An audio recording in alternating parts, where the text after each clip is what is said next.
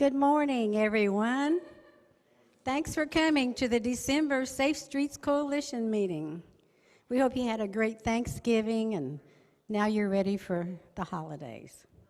We'd like to welcome our visitors today. If this is your first time, would you raise your hand and be recognized? Thank you so much for coming. And for those who aren't members yet, there is a member form in the middle of your table. There's also a yellow page in the middle for the sign up.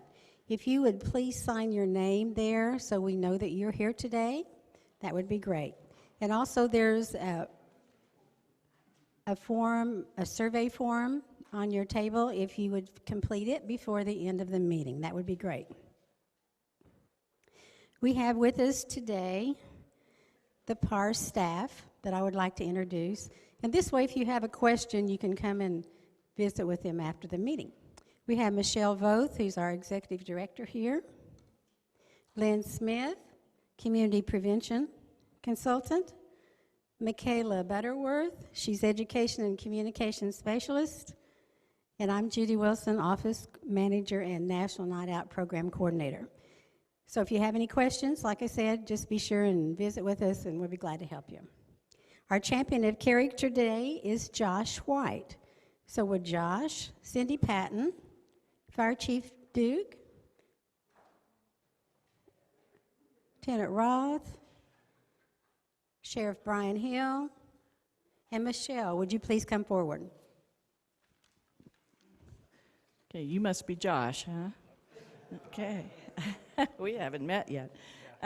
So anyway, on behalf of the Kansas Character Recognition Council of Topeka and Shawnee County, I'd like to recognize Josh White, and I'm going to read this plaque for you.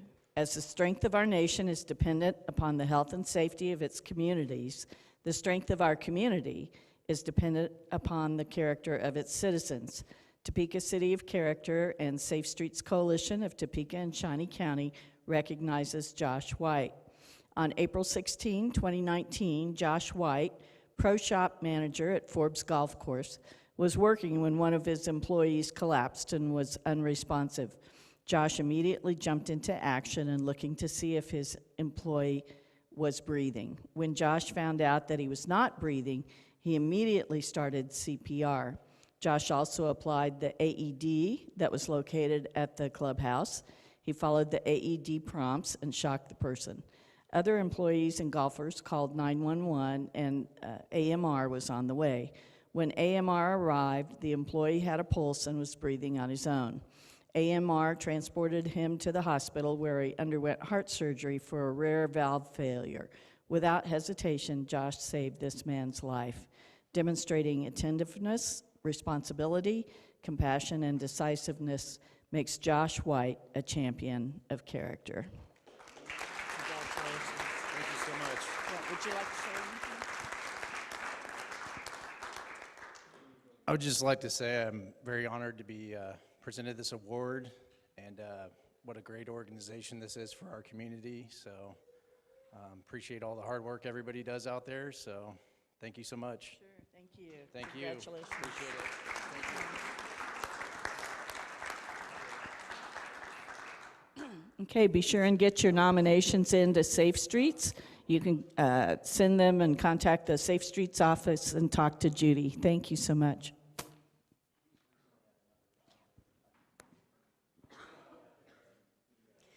Now we'll do a little bit of housekeeping here. You have the November minutes in front of you on the table, but they were also emailed to you. So I would entertain a motion to accept the minutes. A motion and second. All in favor say aye. All opposed, no. The minutes have been approved. For our upcoming meetings, we'd like to talk about the retailers and IFO meeting, which is on December the 11th. And of course, there is no Safe Streets meeting in January, but we will be back here on February the 5th. I would like to mention a little bit about the different activities we have that's on the back side of your agenda. We do have a lot of neighborhood watch meetings that are held, and of course the staff is always available at every neighborhood watch meeting. If you don't have a neighborhood watch meeting in your area, give us a call and we'll be glad to help you. They're very good because all the neighbors get together and watch out for each other, especially during the holidays. So as I said again, if you don't have a neighborhood watch meeting in your area, just give us a call. There are several presentations that you'll notice. We did the retailers IFO meeting, the NIA recognition. And then under the substance abuse initiatives, we have the substance abuse task force that met, and also the East Topeka Momentum. There are several presentations that I did not list there because I want to let you know that Lynn Smith is out working with the youth at the schools. This month he's been at Washburn Rural High School, Berryton Elementary, and Seaman High. We also have more presentations scheduled and meetings with our youth. Sergeant Dan Wilson, come forward and present your crime stats. Thank you.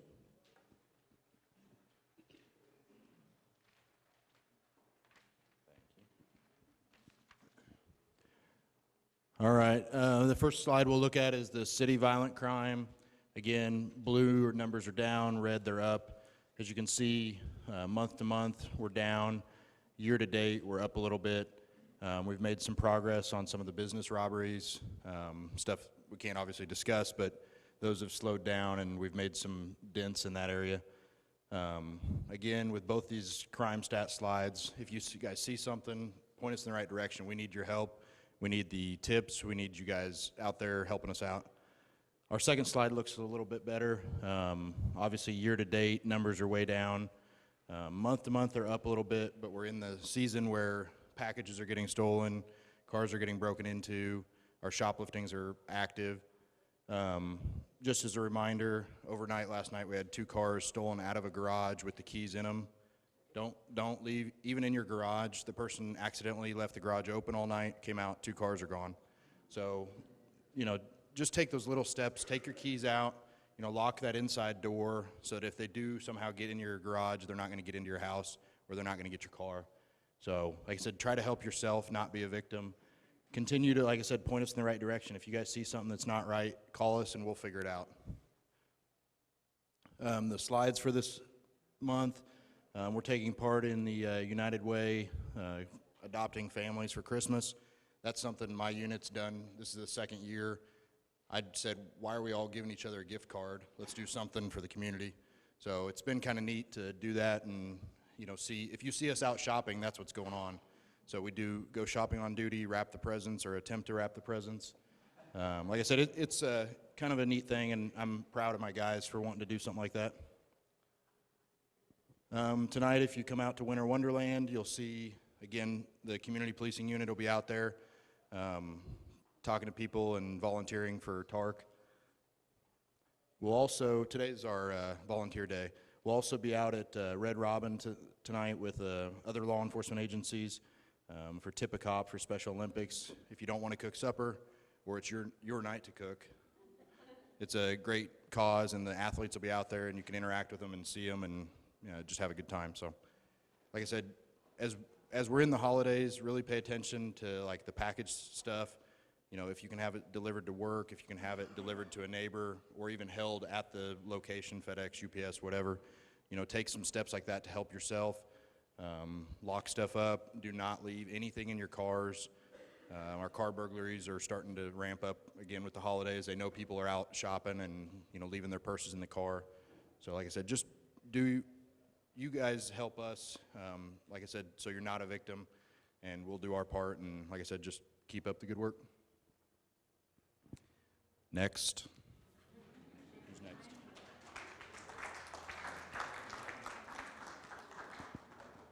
Oh, good job.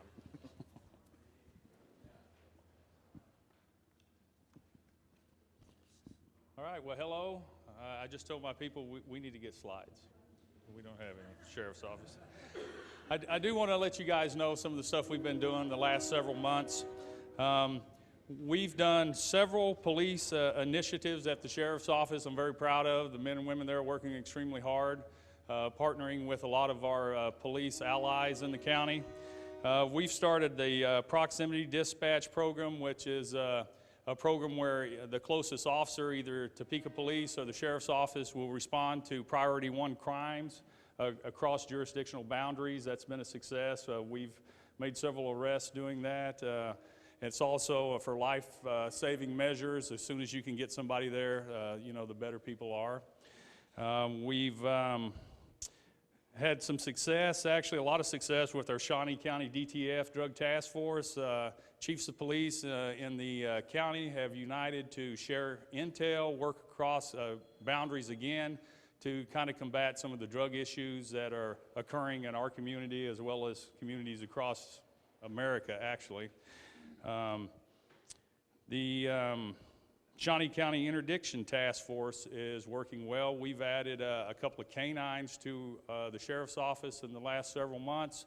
Those dogs have just finished up training, and they're going to be circulating back into the rotation.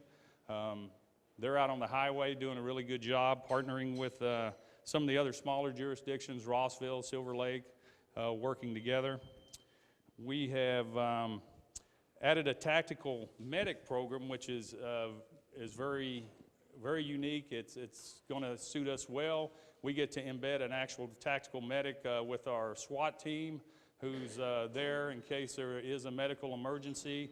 We have the luxury of having a deputy that actually is a paramedic, so we are keeping up his training that he needs to keep all that in service. It also allows us to have some people out on the street. If they happen to be in the area, they have unique life-saving ability. So we're going to continue that. We've started a UAS, which is a drone program. Our officers, our deputies are using that. Actually, in a lot of officer safety situations, felony car stops, they're able to get those out because we bought a few extras, so now guys have them in the trunk of their car on every shift. They can deploy them. So on felony car stops, they can fly around that car and clear it without just having the old officer walk up there and stick his head in the window like I did most of my career. So the guys are being a lot smarter with the applications of that. They're able to check areas. They have had some success finding people. It's a great tool for walkaways from nursing homes. We oftentimes get called out on potential suicides out in the county, and to actually search the areas that we need to search, it would take a small army. So having the capability of flying over and doing the air searches really does speed up the process and help us out.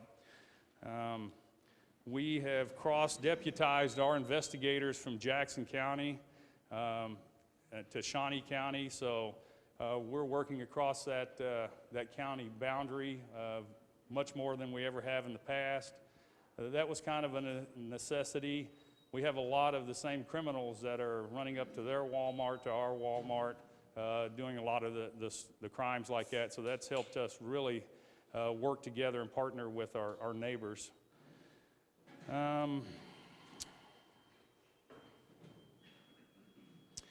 We're getting ready to start a Sherwood Outpost. It's in the last phases. I hope that it'll be open before Christmas. It's a small building out in the Sherwood area. It's going to allow our deputies to have a place where they can come in, do reports. It's just a small office bathroom area. It'll be there for people. We're trying to set up hours that it's going to be open consistently. We're still working on that. But it'll be an area where the county can come to report crimes. This is a huge county, and running everything out from 320 South Kansas, it's tough to get out in some of the areas, so that's going to give us a little more capacity out in that area. And we hope to have that up and running soon. We just yesterday met with some people from the Kansas Search and Rescue Dog Association.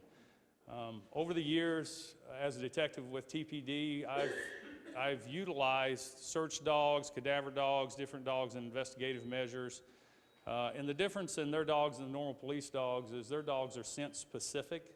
So a lot of the walkaways from the nursing home, kids missing from playgrounds, their search dogs have the ability to specify that scent and follow it without all the contamination. Most police dogs are last scent, so that's why we're always saying don't go into the area when the police dogs show up. You'll contaminate scent because they're just going to hit the freshest trail no matter what the scent is. And that's just the way the police have trained dogs. The search and rescue dogs are just that. They're for search and rescue, so they're scent specific. So they did a demo for my command staff yesterday, and it was fairly impressive.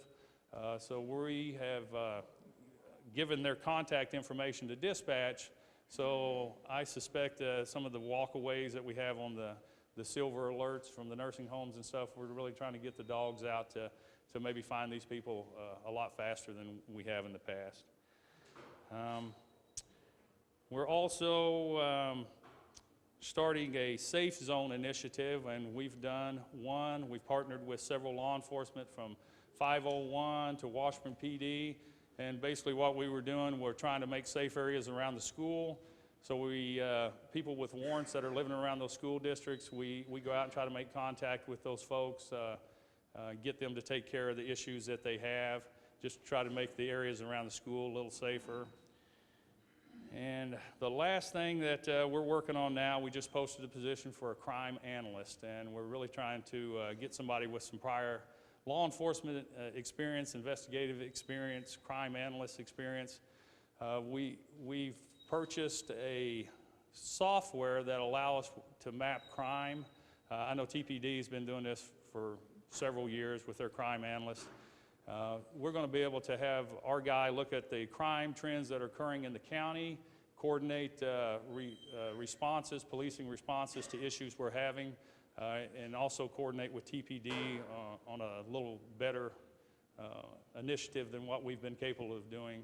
So I'm very excited about all these things. I think my counterpart here from TPD hit on the Red Robin Tippecop tonight. We're going to have several people out there. And he's right, the car thefts have gone up. There are people that just stand around quick shops, roaming the area, waiting on somebody just to run in for that split second and leave that car unattended, and it just seems to drive away. So take the keys out, lock your vehicle, look around, be safe, and have a good holiday. Thanks.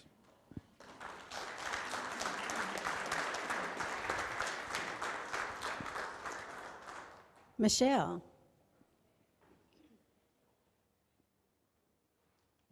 I guess it's afternoon. Hi, everybody.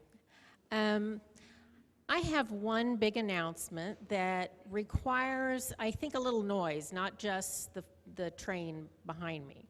So could you join me in giving a little drum roll, and then I'll tell you what the announcement is. Okay, are you ready? All right, that's not too bad, but okay. So last year, Topeka had, we were 6th in the nation for National Night Out. Are you ready? We're 5th in the nation.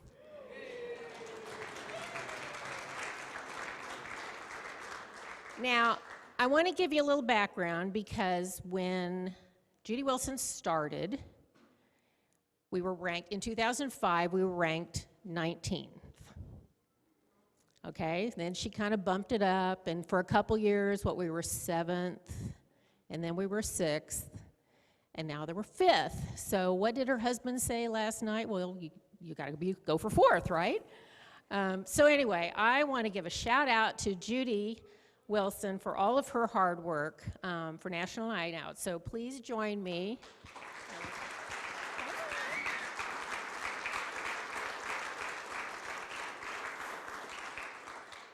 And she doesn't do it alone, so you're not going to get all the credit, okay? So Lynn and all the staff, Michaela, we all take pictures. She posts pictures. She does the video. I mean, there is so much that goes into this god-awful big binder that Judy has to send in to be eligible to apply for this. So it's a big kudo, and I just wanted to shout out, you are the first to hear about this, except our board. I did email you, probably didn't see it, so I'm just saying. So anyway, that's thrilling. So in previous meetings, I've mentioned that we ask for your input for topic areas, and we've tried to respond. So like in June, we talked about opioids. And in October, Lynn gave us some drug trends and kind of emceed a drug trends Jeopardy game. Last month, Craig Barnes, who is here from the health department, talked about our community health improvement plan. And for the first time, substance abuse is considered a priority area in that. And so we want to keep going on some of the things and talking about pertinent, hot topic issues that are important to you.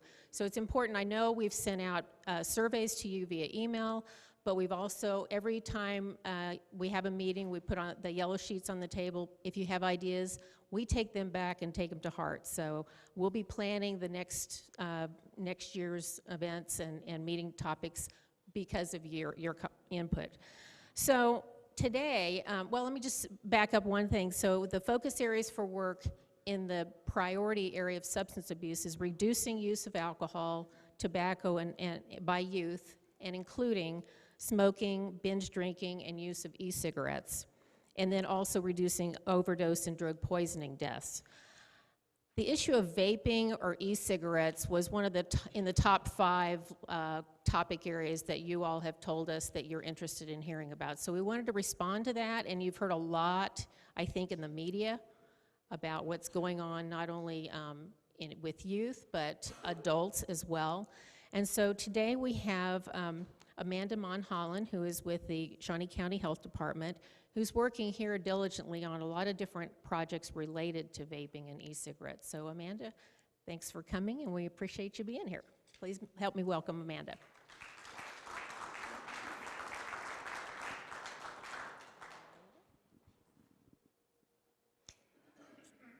Michelle, is it best that I use this?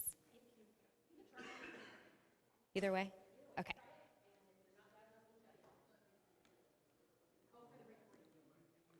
Oh, so I need it, okay.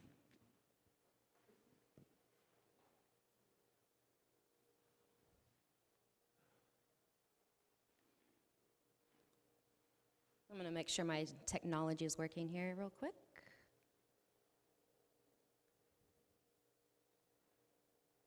Okay. Okay, so my name's Amanda Monholland, and I am the Health Promotion Coordinator at Shawnee County Health Department. I'm also the project manager for the Chronic Disease Risk Reduction Grant, which is a grant that is funded through the state and through KDHE. And some of the initiatives under that grant are to restrict youth access to tobacco products, which for some of you that may know, that'd be like T21. Also, we are working on creating smoke-free policies and multi-unit housing and all throughout Shawnee County. And also, another initiative is smoke-free parks. And lastly, the creation of the Shawnee County Farm and Food Advisory Council. So today, I'm gonna kind of do a deep dive a little bit into some vaping issues that we have nationally and at the state level and some at the local level. But before I get started, I kind of just want to get to know a little bit of your guys' knowledge and background on where you kind of stand with this vaping epidemic that's going on. So by just a show of hands, how many of you know when the FDA actually started regulating e-cigarettes in the United States? Nobody? So some of these questions will be answered within my presentation, so that's kind of where I want to just kind of get to know where you're at. My next question is, do any of you know like the name of the new outbreak of the lung injury cases that are associated with the e-cigarette usage here? Yes, and I think some of you have heard my presentation before, so. And lastly, does anybody know what the difference is from nicotine in cigarettes versus the nicotine in a Juul product? Yes? No? Okay, well, great. Obviously, everybody's going to learn something today then. All right. Okay, so here's a quick overview of what I'm going to talk about today, and Lynn's going to try and keep me on track to make sure I don't go over my time. We're going to talk a little bit of the history of the tobacco industry, some trending products in e-cigarettes, and the health effects, advertising exposure to our youth, and advocacy work that we are doing here at the state level and local level for youth involvement.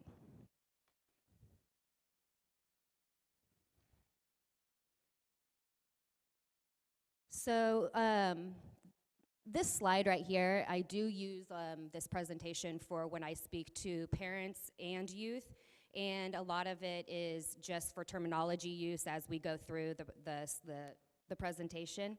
But I do want to point out that I know most of you all know what these regulatory entities are. However, what I do want to point out is that to answer the question about what I asked about when they actually FDA started regulating e-cigarettes, the FDA actually didn't decide that they would start regulating these products until about 2016. So there was actually a 9-year gap by the time these products came out on the market versus when the regulations started happening. And now they are currently gradually graduating the FDA regulations on these products, and hopefully will be completely rolled out by August of 2022. But these, sorry. So I do want to point out though, the FDA, the CDC, and here at the state level, Kansas Department of Health and Environment, the local level here at Shawnee County Health Department, and the initiatives under the CDRR grant are working diligently to combat this epidemic issue. However, I do want to also point out that it's not just these key players, it is our community involvement and also parents being educated, our teachers being educated, and knowing the risks that are involved. So this is just a quick little overview of some history of when tobacco was actually, products were being able to be sold. But what I want to point out here is that on the next slide, I'll get more into this, but does everybody know what the MSA, the 1998 MSA, Master Settlement Agreement, is about? Okay, we're going to talk about that a little bit on the next slide. The Kansas Clean Indoor Act was passed in 2010, and just by a show of hands, does anybody know the distance between a doorway entrance, window entrance of a public place like a restaurant? Do you know how far away they are supposed to be away from the doorway to smoke? 10. So another point that I want to point out with this Clean Indoor Act, currently this Clean Indoor Act was passed in 2010, and in 2010, these e-cigarettes, Juul, vape, ins, whatever you want to call, they all do not fall into this Clean Indoor Act. So that is as a public health professional, that is one of my main concerns for our community, is policy development and reevaluating where we are in all policies as far as when it comes to creating new policies that include e-cigarettes. So just some food for thought. And then in 2019, the city of Topeka passed their T21. Thank you, Craig Barnes. All right. Moving on. So the 1998 Master Settlement Agreement is a very lengthy report. However, I'm just going to pull out the state data for you. But basically what this Master Settlement Agreement is a legal settlement between 46 states that require tobacco companies to compensate the states for tobacco-related healthcare costs, restricted some forms of tobacco marketing, and provided funding for a national public education campaign to prevent youth tobacco use.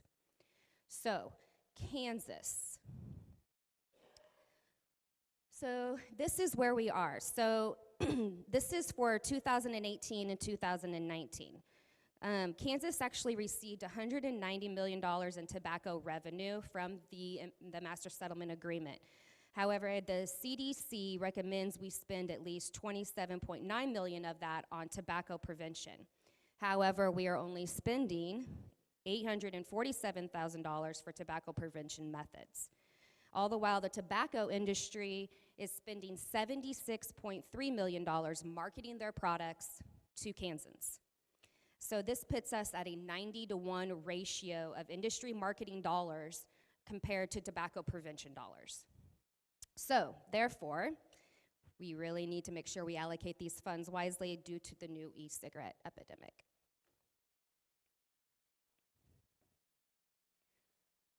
So in September of 2018, we actually, nationally, this is a national statistic, that we have increased youth e-cigarette usage went up 78% nationally. All because of this little guy right here. Does everybody know what that is? Jewel?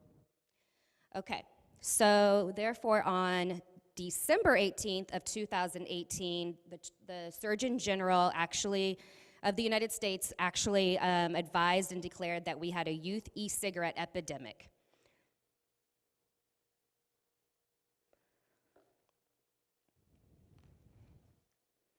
So this slide is a slide that I typically have to update on a regular basis every time I give a presentation. So how many of you have the newest iPhone right now? Yes? No? There's so many new versions that are coming out. I can't even tell you what the latest name of the one that's out right now. Is it like an iPhone 10X? I don't know. Something. 11? Oh my gosh. Okay, see? That's how fast that technology moves. Well, think about this. Think about this. Just as fast as it moves with technology in our iPhones, our Macs, everything that we have now, that is how fast this industry is coming along with vape products. So this slide actually only used to have this very first one up here. I had the vape pens, and then we have the mods. Does everybody know what a mod is? So a mod is the ones, have you seen, where those are the ones that make those really big clouds of vapor, and they go out and you see it come out of their mouth, and there's like huge, huge clouds. Well, these are the ones that make that. Because they are electronically, they can control like how much they inhale at one point in time. Also, it controls how much nicotine level they are receiving as well.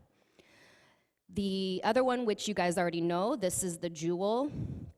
And then down here, these actually are the ones, these are the pod vapes that are available as of 2019 that are the most popular.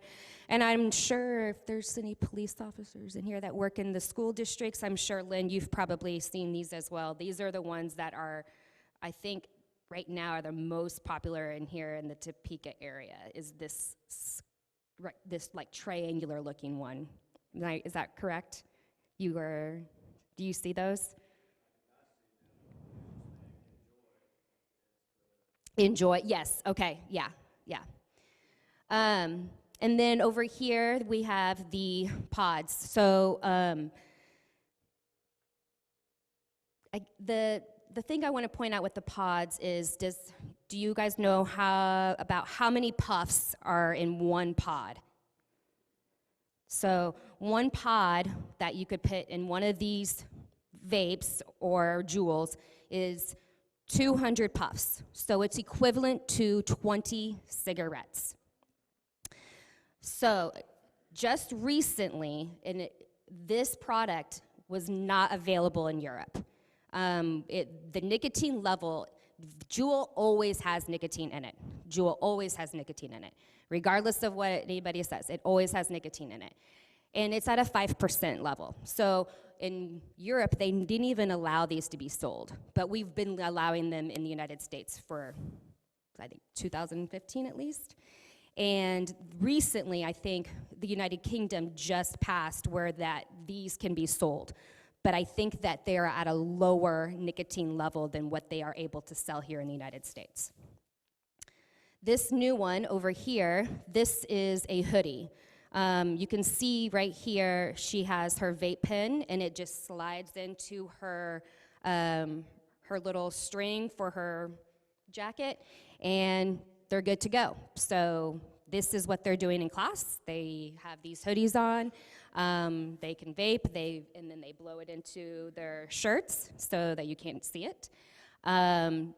The other thing that they're doing is one of the newer ones that I don't even have up here, but my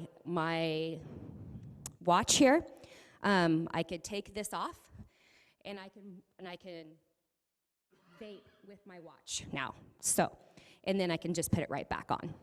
They're making the marketing for these are very inconspicuous, and they say they do not market to our children and our youth, but why else would you want to hide it? So, these are some trending products. The last thing I wanted to talk about, though, is the nicotine in Juul versus nicotine in cigarettes. So the nicotine in Juul is actually nicotine salts. So what's the difference between nicotine in cigarette, the plant leaf, versus the nicotine salts? So nicotine salts gives the Juul the smooth hit. So that's how they're able to inhale the smoke or the vapor into their lungs, and it's not hurting them because the nicotine is a free base in these products. And so therefore, it's a lot easier to inhale. However, the nicotine in the vapes, the salts, it gets absorbed in the bloodstream way faster. So they're getting a hit of nicotine to their brain that much faster than they are than a regular traditional cigarette. So, in theory, you have a Juul that's hitting their bloodstream that much faster. It's going out of their system that much faster. So therefore, that's why they can't go as long to have another hit. It's 2 hours, maybe less, depending on how addicted they are. That's why we have vaping problems in our bathrooms at schools. Why are we creating these products when they are trying to make it inconspicuous so they can hide it easier? So that is the difference between the nicotine in regular traditional cigarettes and the Juul products. So this slide is actually one of my favorite social media type postings I like to do.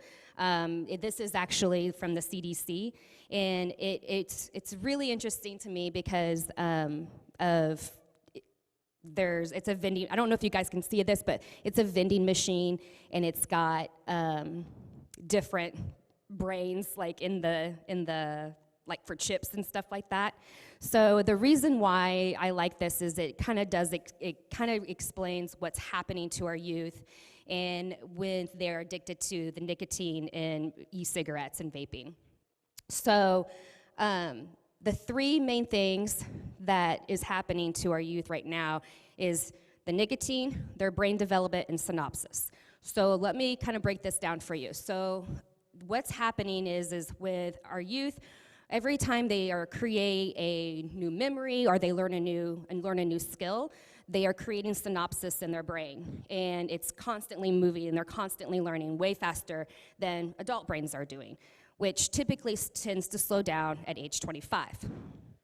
So what happens when those synapses in learning and new skill sets are being formed, and they are vaping and introducing this product into their bloodstream, it's hijacking those synapses, and it's creating there to be more learning disability, impulse control, and depression. So those are some things that are going on just in the youth brain when they have this high nicotine level.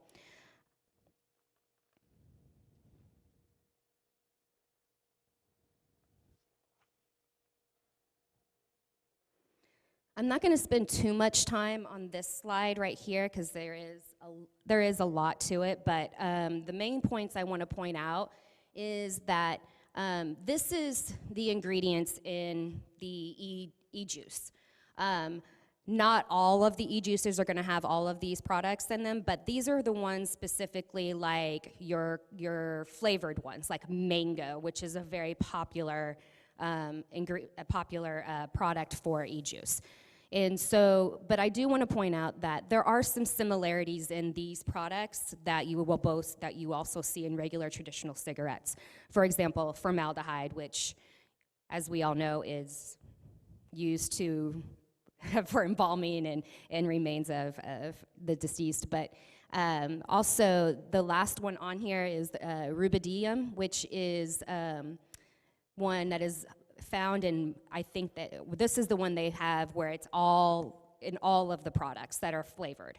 And it's actually a product also used to create the colorful fireworks in the sky.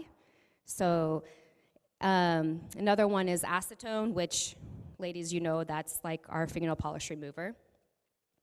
The other thing I want to point out too is this has propylene glycol. So propylene glycol is actually FDA approved, yes. However, it's FDA approved for additives, food, ingestion. I have not researched anything where it says that it is FDA approved to inhale into your lungs. So keep that in mind as we get into another slide that I'm going to talk a little bit more in depth about FDA approved products that are in these products that they're inhaling. This one is regarding the popcorn lung. So there is a chemical that's called diacetyl, which is closely related to the compound of 2.3 pentadiene, which causes this popcorn lung, which is basically it's called bronchiolitis. So the term for this actually came from, it's an irreversible respiratory disease, and it was named after a factory worker who inhaled artificial buttering flavor while working. And it caused all the small airways in his lungs to become irreversibly scarred and constricted and impaired breathing. So diacetyl, which is was in the popcorn where he was inhaling it, but it's also in their e-liquid juice with all of the sweet flavors again. So. Okay, so this next slide is probably my most important slide I want to talk about, and I have to update this slide constantly, so bear with me if I have to look at my notes for my data on this. I update this slide every Thursday from the CDC because, unfortunately, these numbers are increasing rapidly over the last couple of weeks. So the last time I gave this presentation was in November 12th, and these numbers have increased significantly. So as of November 20th, they didn't do an update over the holidays, I guess, so I don't know. As of November 20th, 2019, there is 2,290 lung injury cases associated with the use of e-cigarettes or vaping products that have been reported to the CDC. So, what am I talking about? I asked you guys if you guys knew if there was the outbreak that's going on related to vaping, and this is it. It's called Evolai. Evolai is e-cigarette or vaping product that is associated with the lung injuries. Currently, right now, nationally, there's been 47 deaths confirmed. And as of November 22nd, Kansas has had 2 confirmed deaths related to vaping. Kansas currently has 23 confirmed vaping-related cases, and including those 2 deaths. And as of these cases, 74% are male, and the collective age range is from 15 to 67 years old. 21 of the 23 were hospitalized. Regarding the type of vaping products used, there was a combination of those reporting using only nicotine, only THC, only CBD and combination of THC and nicotine. So this is self-reporting, and the CDC is sending out for all of our providers that have a list that they have to ask these questions when they come in with these certain symptoms. And this is within the last 7 months, they have to ask them if they've done any of these. And here's what they have found. So now the latest national and state findings suggest products containing THC, particularly those obtained off the street or from other informed sources, are linked to most of the cases and play a major role in the outbreak, along with the vitamin E thickening agent and e-liquids and THC oil. So what they're doing is they're going out on YouTube, they're creating their own THC combination of this oil, and they are cutting it with vitamin E acetate, which is just like vitamin E that you go to the grocery store and get and you ingest. Vitamin E, again, is FDA approved for ingestion, to swallow in like food. However, it is not FDA approved to be inhaled. So, out of all of these testings that have came out with those that have been hospitalized, I think it was almost 90% said that they have tested them and they all contained vitamin E acetate within their lungs. So this is what we don't know, though. No one compound or ingredient has emerged as the cause of these illnesses to date, and it may be that there is more than one cause of this outbreak. Many different substances and product sources are still under investigation. But it appears that vitamin E acetate is associated with E. coli. Evidence is not yet sufficient to rule out other combinations of other chemicals of concern when it comes to this epidemic of E. coli.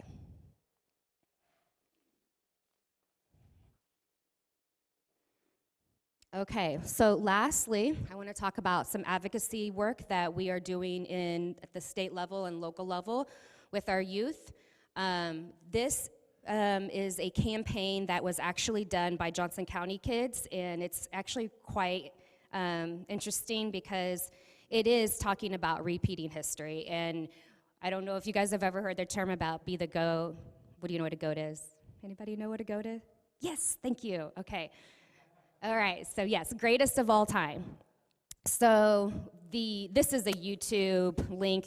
I'm not going to go to it, but they actually came up, the youth in Johnson County came up with it, and it's basically they're talking about, be the goat, not the guinea pig, because essentially we're repeating history and we don't know the long-term effects of vaping is going to do with our youth and our adults and going forward. So basically, it's just another product that came out, just like back when cigarettes came out. We didn't know the long-term effects then, but we know the long-term effects now of what can happen with secondhand smoke and firsthand smoke. But we don't know is the long-term effects of what this new product is going to bring. So why be a guinea pig? So I thought that was pretty cool that they came up with that campaign. Some other activities that are available is the Kick Butts Day at the Capitol. This is typically held in March, and Jordan Roberts with the KDHE, she is in charge of this program, and it is, they get the opportunity to go to the Capitol. They get to do some activities and scavenger hunts and learn about the legislature and go and speak to their legislature that day. And just, it's a good program, and she does a really great job with it. The other one is Resist chapters here in Shawnee County. We're trying to form and get more of these going. This is a youth-led program that is associated where they have to have a sponsor, which could be a teacher, a coach, anybody that would be willing to be a sponsor, but it's youth-led. They get to do media advocacy, they get to apply for grant dollars and come up with their own marketing campaign that's going to go against big tobacco. And it's something also that we've been trying to promote within our schools here in Shawnee County, whether it be, your STUCO group or a government class or anything and everything under that. So this is a really good opportunity as well, because it's actually it's not just one day, it's an ongoing throughout the year. And then they actually have opportunities to travel throughout the state. And some of them, if they get to the higher levels of it, they can even go up to Washington, D.C. So the next one I wanted to point out is these are two links that I provide a lot to schools that have, if they have something set up with consequences in regards to being caught vaping or having nicotine or any of that. This is a good one, is the Becoming an X, which is geared more towards youth that are addicted to nicotine and vaping. So they have to take these courses, and it's supposed to be through like a detention usually, but I always like to give them just anybody that wants to be able to have access to that. We also have the Can Quit program that is through the state as well, and it's free, and it's for adults, and they actually offer 2 nicotine replacement therapy based off of when they call or go online and they determine their quit plan for them. This is the Kick Butts Day that I'd explain in our Resist chapters, and that is all I have. Do you guys have any questions for me? Yes.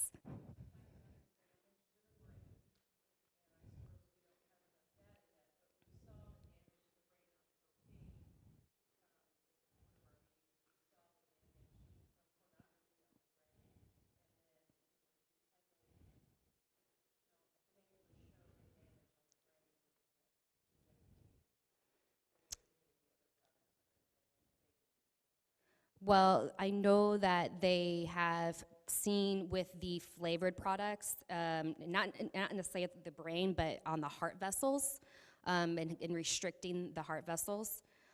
So I know that there is data out there on that.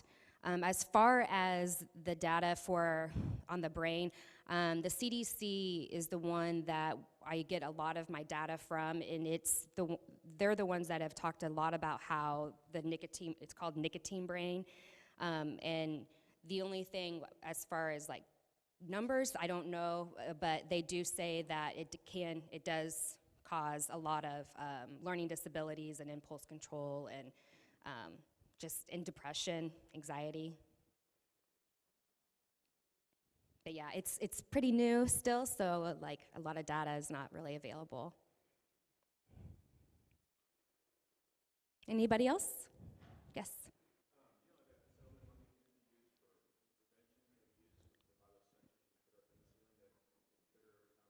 Oh, I know. Yeah, actually, I'm not sure how that money gets filtered throughout, but I just know at the level where I'm at. However, I do know that when I went and presented at Seaman, they are getting those at their school, where it detects the vapor.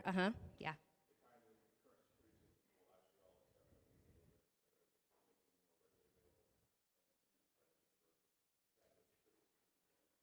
Wow. And I want to say Shawnee Heights is looking at it, but I'm not sure. I'm not sure on that one.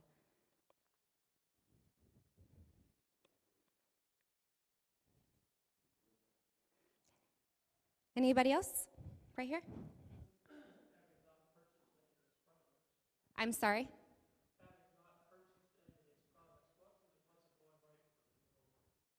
Jewel, for a starter kit for Jewel, I think it's $49.99.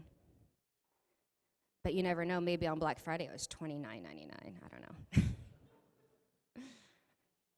And I don't know if you guys have ever gone out and seen, like, they go to the Jewel website and you have to click to say that you're of age to purchase, but there's no regulatory. I mean, you're just clicking a button. So, yes.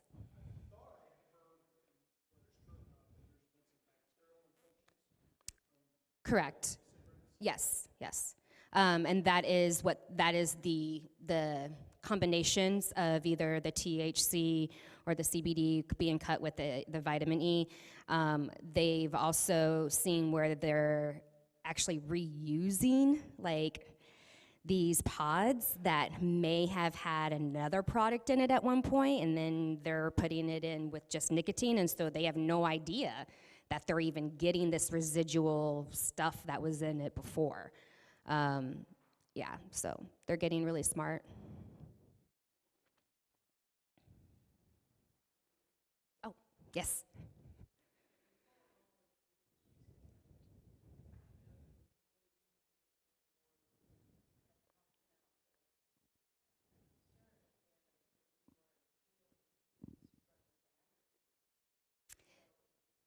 Yes, I have not read that, but I know KU Medda has a lot of interventional publications that they're working on right now, as far as with the vaping. But that you point that out, that's another one of the concerns that, as a parent, that I have is, so we have the Clean Indoor Act that does not include e-cigarettes, correct? So we already talked about that. However, now with this new vaping Evolide disease, and we know that if they inhale it, they're getting this virus or this injury to their lungs, right?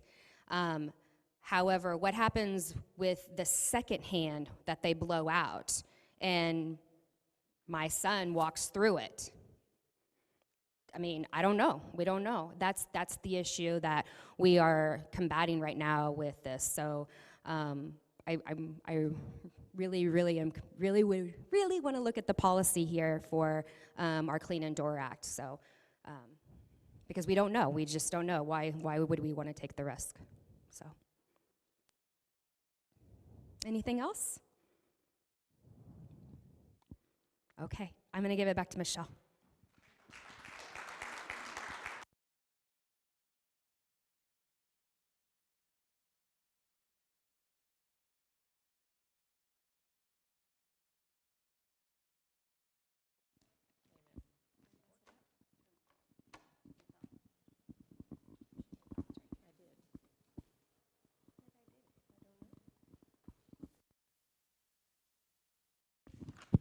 Okay, it's working. So one takeaway is if this a Juul is on their Christmas list of any of your family members, you might want to have a second thought about buying those.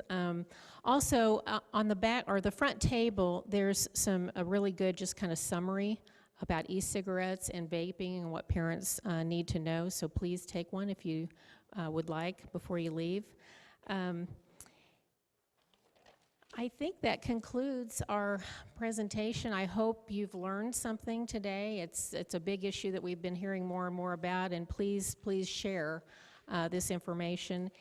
And I'd have to be remiss in the season of giving is to let you know that PARS, Safe Streets, is always welcoming any kind of donations as well. Our city and county grants don't begin to cover some of the costs that we have for all the services that we provide. So on your table are some envelopes if you'd consider, we'd appreciate that. And with that, we will look, if you haven't filled out one of the yellow forms, we really would appreciate it. Also to make sure you have your name, because we do count everybody that comes that helps with our grants as well. I wish you all a great holiday season, and we will be back here in February, and we'll be emailing out information about what our next topics will be for the coming year. So thanks again, and happy holiday. It's almost upon us. Take care.